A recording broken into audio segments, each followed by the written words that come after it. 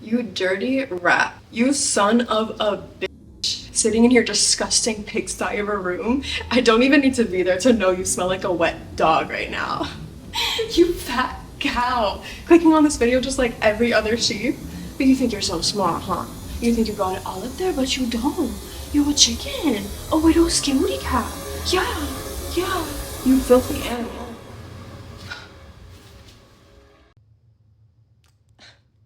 Sorry about that. It was embarrassing. Thought I was auditioning for something for a second. I think I was trying to make a point with that. Oh yeah, did you notice I called you like dumb and gross 9 different ways and I used an animal to do it every single time? Rat, bitch, pig, dog, cow, sheep, chicken, cat, animal. Yeah, it turns out that wasn't me just being emotionally unstable. I mean, that's part of it, but language does that constantly. In 2011, a study by Hazan and co. analyzed dozens of common animal metaphors and found that most of them boil down to the same 3 insults. You're dirty, you're dangerous, or you're dumb. Like when I call you a rat, I'm not complimenting your survival skills. I'm calling you dirty and untrustworthy. And when I call you a cow, I'm not saying you have big, beautiful brown eyes I'd like to swim in. I'm saying get your lazy ass off the couch, you lazy piece of shit. And when I say you're a chicken, I'm not saying you're fluffy and cute. I'm saying you're a coward, which funny enough, also itself comes from an animal metaphor. It traces back to the Latin word cauda, meaning tail, referencing when animals tuck their tail between their legs when they're scared. Like we saw some cute, scared little creature and said, that's the worst thing you can be, let's make it a noun. And it goes deeper. Linguists have found that the same pattern exists across multiple languages. English, Spanish, Serbian. Animal metaphors are commonly used to insult. And interestingly, though unfortunately not surprisingly, especially to insult women. Like a bitch is just a female dog, yet we managed to turn it into one of the most common insults. So our metaphors aren't random. They're little clues, they're little breadcrumbs leading us to bigger truths. We use animals as shorthand for everything we hate. We don't just live in the world. We name it, we story it with the words that we use, and in doing so, we decide what matters and who doesn't. So let's talk about it. Language and the weird, uncomfortable relationship it has with animals who don't deserve it.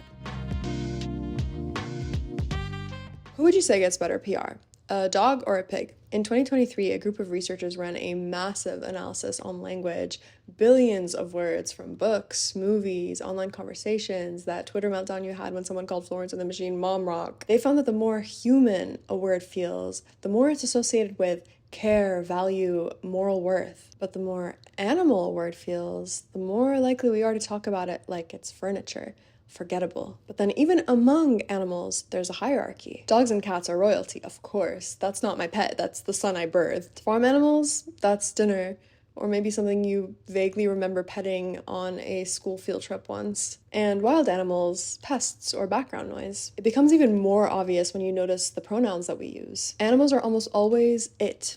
Unless their name is something like Bella or Luna, it's never he or she or even the respectful gender-neutral they. And we know pronouns matter. They're not just grammatical tools. We defend the right of humans to choose theirs because we know just how much identity and dignity is baked into them. On a dog's Instagram, it's, he's such a good boy. She's my everything. But as soon as the animals that we're referring to, who are just as smart and capable of love, are in a lab, or a farm, or being loaded into a slaughterhouse, it's just it. And that tiny shift is everything. He has a personality. She has a mother. It is a non-being, a thing to be owned, used, and killed without any moral weight. Language describes reality, but it also builds it, and each shift reverberates through our actions. And you don't notice the changes right away, but they happen incrementally until one day we're saying things like the chicken sandwich instead of the bird that didn't want to die. We barely notice it when we're doing it because it is very, very subtle. But once you do notice it, you start to see just how hard we work to turn living beings into things through words. And suddenly, the world doesn't sound the same anymore.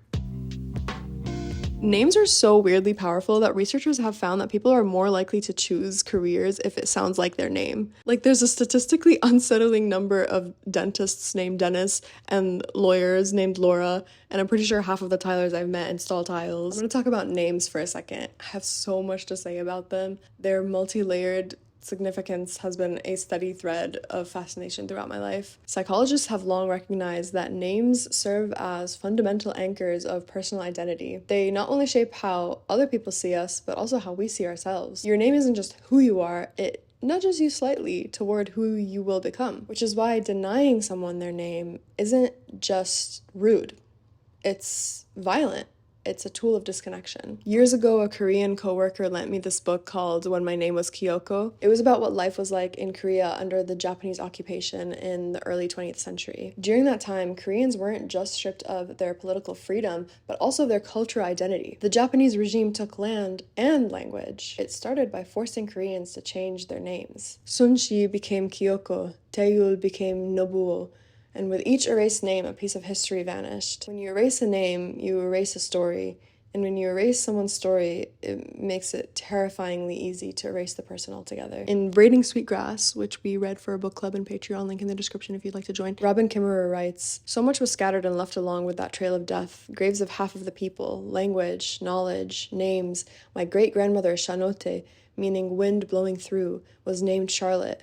Names the soldiers or missionaries couldn't pronounce simply weren't permitted." That's destorying in action, the erasure of identity through the loss of names. I find it interesting that destory so easily twists into destroy. Ethnobotanist Gabby Nabhan said something beautiful about this.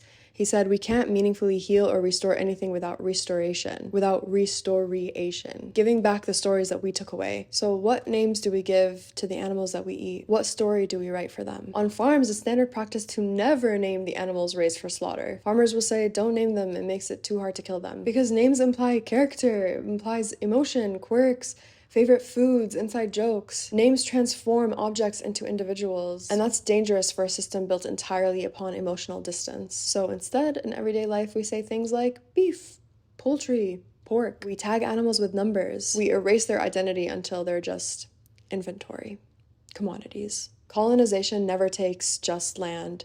It takes language, it takes memory, it takes names. We've done this to animals. We refuse to dignify them with names to prevent facing their personhood. It's strategic. Destory them first so you can destroy them without a second thought. We're all colonizers in this way. Sometimes animals do get names. Happy was an Asian elephant who spent most of her life in the Bronx Zoo. She and her 6 fellow elephant calf siblings were named after Snow White and the 7 Dwarfs, which objectively adorable. I'm definitely stealing that when I inevitably become a crabby old cat lady. Only thing is, this whimsical naming came after they were ripped from their homeland in Thailand and sold off to a Florida petting zoo. Eventually, Happy ended up at the Bronx Zoo, where she spent decades in isolation, pacing back and forth in a concrete enclosure, all for the low price of a $40 ticket, but free unlimited rides, though. Happy wasn't just any elephant. In 2005, she became the first Asian elephant to ever pass the mirror test, which, if you don't know, is a classic scientific measure of self-awareness. When researchers placed a mark on her forehead and gave her a mirror, she immediately recognized herself and started investigating the spot. So that's not just intelligence, that's proof of self-recognition, something that's only been confirmed in a handful of species on Earth. Many humans I know are still working on it. So in response to this, the Non-Human Rights Project, an animal advocacy group, filed a habeas corpus on Happy's behalf. That's the same legal mechanism we use to protect imprisoned humans. They argued that Happy's self-awareness, cognitive depth, and profound loneliness meant she deserved to be recognized as a legal person, not a piece of property, a someone, not something. The science shows that elephants are autonomous beings. They have a free will. They are not cabined by instinct. They have an interest in their own lives. More than 1.4 million people signed a petition demanding her freedom. But despite the overwhelming support and impassioned legal battle, in 2022, the New York Court of Appeals voted against her personhood, 5-2.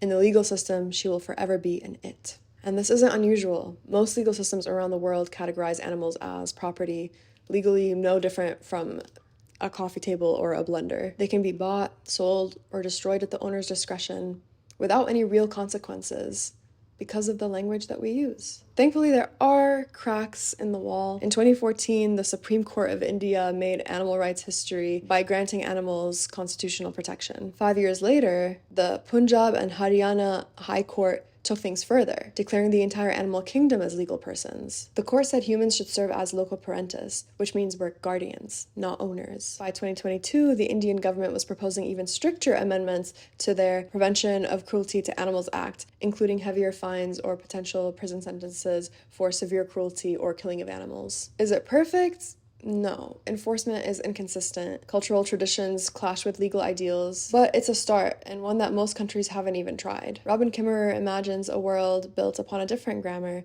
Maybe a grammar of animacy could lead us to whole new ways of living with the world.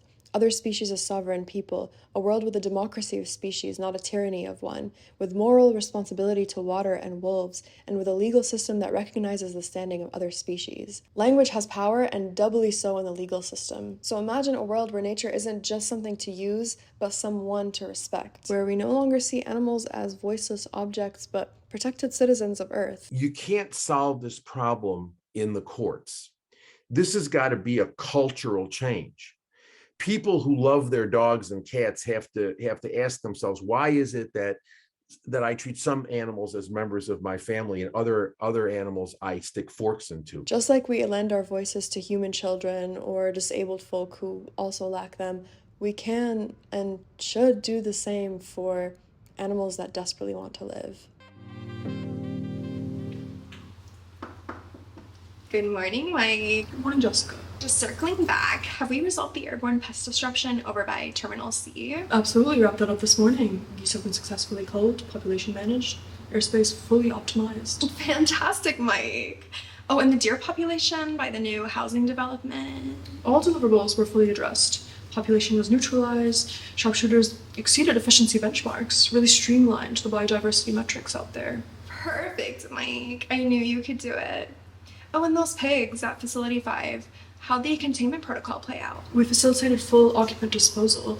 Risk has been mitigated. All actions aligned with SOP 9.4. Brilliant work, Mike. The shareholders will be so proud. You know how you can wrap anything up in corporate jargon and suddenly it sounds more productive and effective? That's how I think of euphemisms like culling. It's used so bureaucratically, like data management. Deer are culled in neighborhoods and national parks in the name of population control. Birds like geese or gulls are routinely culled around airports, gassed, poisoned, shot at, just to keep our flights on time. And during disease outbreaks like the swine flu, entire populations of animals like pigs get culled, sometimes by being buried alive or confined in gas chambers. In Australia, millions of kangaroos are culled each year, justified as ecological balance, though suspiciously profitable. In 2018, the New South Wales government made it easier for landholders to get a permit to shoot kangaroos. Landholders can apply for a licence over the phone. In reality, culling is the same as killing, it's just the preferred term when we're talking about animals that are inconveniencing us. And it's done with so little regard for individual suffering and little care to explore nonviolent alternatives that do exist. But the word works perfectly, doesn't it? Culling, it's bloodless, just vague enough. It turns death into paperwork. It sanitizes the act of killing until we barely register it as violence at all. This is why you'll hear animal activists say things like eating animals instead of eating meat. Meat is neat and tidy. It hides what we're actually putting into our mouth behind a sterile word. Same goes for something like veal. It's so fancy, so French. Sounds nothing like the baby cow that it's describing. Lamb chops sounds way more appetizing than baby sheep ribs. Dairy avoids the awkwardness of saying breast milk that we forcibly took from the mother of another species, which she specifically created for her own baby, which we also stole from her. These substitutions aren't shock tactics. They're attempts to tell a more truthful story, one that's closer to reality. It's that restoration Gary was talking about. Language reveals or it conceals. Culling, like so many other euphemisms we use about animal suffering, is designed precisely to brush the fear, the consequences, the final breath behind a heavy curtain that no one bothers to look behind, but all of us should. The KPIs would be off the charts. So we start small. We start with the words that we use. We call out when something ugly is being disguised in frilly phrasing. We give creatures stories that dignify their existence. We call them he, she, not it. We give them names, not numbers. Not to bring her up yet again, but Robin Kimmerer tells a story when she was walking with a coworker who kneels down beside a moose track and says, "Someone's already been this way this morning." And later, shaking a deer fly out of her hat, she says, "Someone's in my hat." Someone, not something. The words we choose shape the stories we tell, and the stories we tell shape who gets to matter. So what kind of story are we telling? And more importantly, who gets to be in it? Maybe it's time we straighten the funhouse mirror we've made of language, flatten it into something more honest, so when we finally do look ourselves in the eye, we don't flinch. Lots more I can say about this topic, like how animals themselves have language, and how body language plays a role, and how we've redefined words, and so much more, but I think you get the point so far, so I'll stop there. Thank you so much for watching. These videos do take a lot of time and effort to make, so if you enjoyed or if you see value in it and you'd like to support or join my activism-focused book club, link to the Patreon is in the description below. Thank you so much to the patrons that I already do have. It means the absolute world to me. Yes, that is all. See you next time.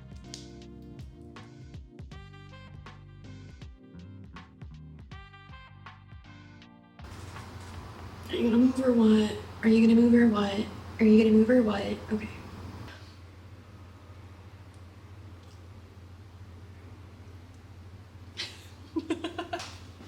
It's so annoying.